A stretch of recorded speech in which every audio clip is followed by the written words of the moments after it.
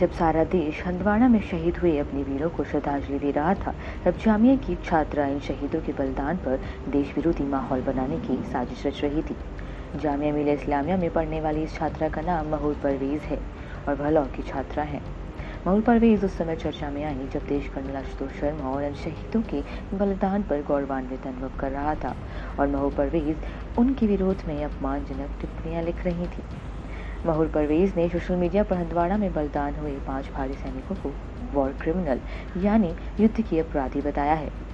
परवेज ने अपने social media पर देश की सुरक्षा में तैनात जांबाजों की शहादत पर लोगों को श्रद्धांजलि देते हुए आश्चर्य जताया और पूछा कि लोग युद्ध अपराधियों का महिमा मंडन क्यों कर रहे हैं।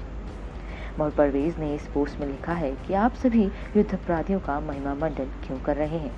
इन ताकतों ने कश्मीर में 70 से अधिक वर्षों से अवैध रूप से घोर मानवाधिकारों का उल्लंघन किया है और फिर भी कश्मीर को आज़ाद कराने के लिए बंदूक उठाने वाला आप ही के लिए आतंकवादी है और ये शहीद हैं।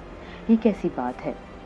महूर परवेज की इस पोस्ट ने एक बार फिर बता दिया कि देश में अभिव्यक्ति के नाम पर आतंक और आतंकवादियों के समर्थन में सोच रखने वालों की कमी नहीं है। महूर परवेज को यह पोस्ट लिखते हुए उन शहीद परिवारों के आंसू तक नहीं दिखे जिन्होंने अपने अपनों को घाटी की रक्षा के लिए खोया है। महूर परवेज की ये पोस्ट जैसे ही वायरल हुई वैसे ही लोगों ने उसे लताड़ना शुरू कर दिया, जिसके बाद उसने पोस्ट डिलीट कर दी और जिस कंपनी में वह बतौर इंटर्न काम करती थी उसने भी उससे किनारा कर लिया और ट्वीट कर इस मामले में अपना रुख साफ कर दिया है। यह पहला मामला नहीं है जब जामिया की किसी छात्र पर देश विरोधी होने के आरोप लगे।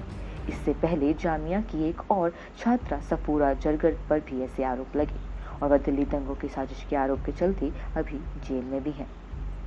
महूर परवेज की टिप्पणी पर आप क्या सोचते हैं, हमें कमेंट कर जरूर बताएं।